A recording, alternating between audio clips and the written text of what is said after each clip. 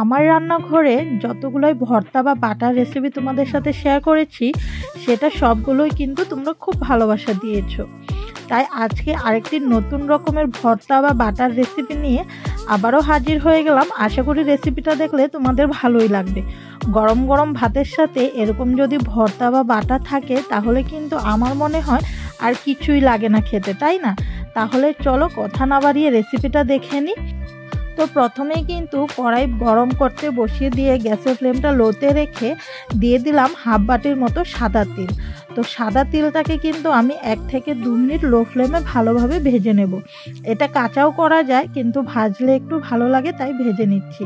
তো এদিকে তিল ভাজা হতে থাক আর আমি তোমাদেরকে বলে দিই, তোমরা যারা যারা আমার চ্যানেলে নতুন আছো বা আমার ভিডিওটা প্রথমবার দেখছো তারা কিন্তু অবশ্যই আমার চ্যানেলটিকে সাবস্ক্রাইব করে দিয়ে পাশে থাকা বেল আইকনটি ক্লিক করে দিও, যাতে আমার ভিডিওর নোটিফিকেশন তোমাদের মোবাইলে পৌঁছে যায়।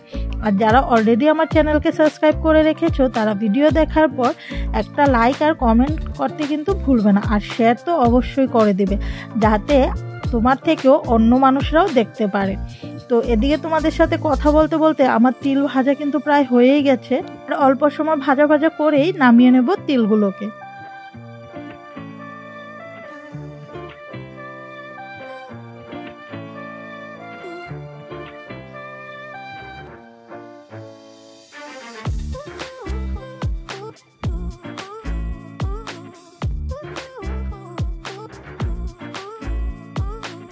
তো তিলগুলো ভাজা হয়ে গেলে নামিয়ে ঠান্ডা করতে দিয়ে দিলাম। আর এদিকে কড়াই বসিয়ে দিয়ে দিলাম কাঁচা লঙ্কা আর রসুন।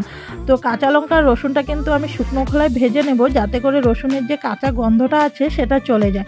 তোমরা কাঁচাও বাটতে পারো, কিন্তু তাতে কি হবে, তিলের যে ফ্লেভারটা থাকবে সেটা কিন্তু বোঝা যাবে না, শুধু রসুনেরই ফ্লেভার আসবে। তার জন্য শুকনো খোলায় কাঁচা লঙ্কা রসুনটাকে একটু ভেজে নিলে রসুনের গন্ধটা চলে যায় আর তিলের ফ্লেভারটা পুরোপুরি কিন্তু বাটাতে থেকে যাবে। তো আমি কিন্তু এখানে মাঝে মধ্যে একটু ঢাকা চাপা দিয়ে করে নিচ্ছি, যাতে করে রসুন আর কাঁচা লঙ্কাটা একটু ভাজা ভাজা হওয়ার সাথে সাথে কিন্তু একটু সেদ্ধও হয়ে যায়।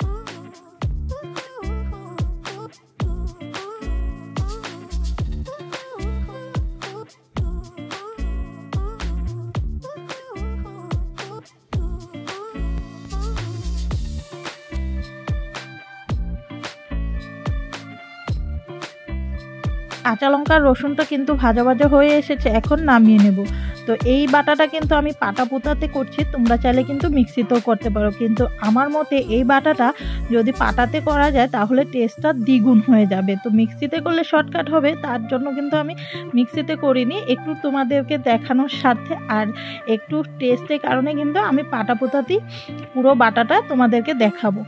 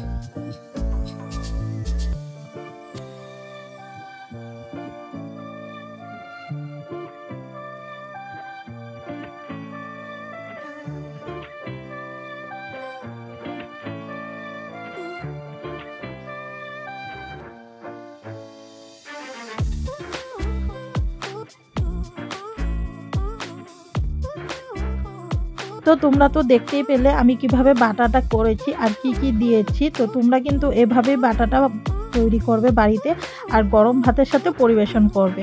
তো বাটাটা হয়ে গেলে কিন্তু আমি দিয়ে দিলাম সামান্য একটু সরিষার তেল, 1 চামচের মতো দিয়ে সরিষার তেল দিয়ে বাটাটাকে খুব ভালোভাবে মিশিয়ে তারপরে পরিবেশন করব গরম গরম ভাতের সাথে। তো তাহলে চলো সোজা চলে যাই তোমাদের সাথে পরিবেশন করতে।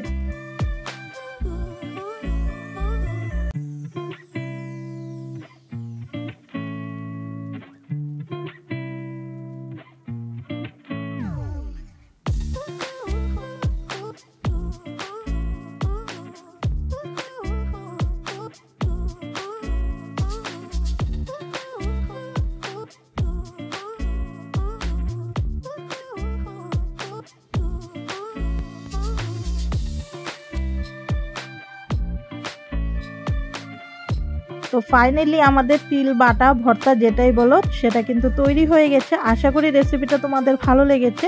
অবশ্যই কিন্তু ভিডিওটা দেখার পর লাইক কমেন্ট শেয়ার করতে ভুলবে না। সবাই ভালো থাকবে, সুস্থ থাকবে আর এভাবেই কিন্তু আমাকে সাপোর্ট করে যাবে। ধন্যবাদ।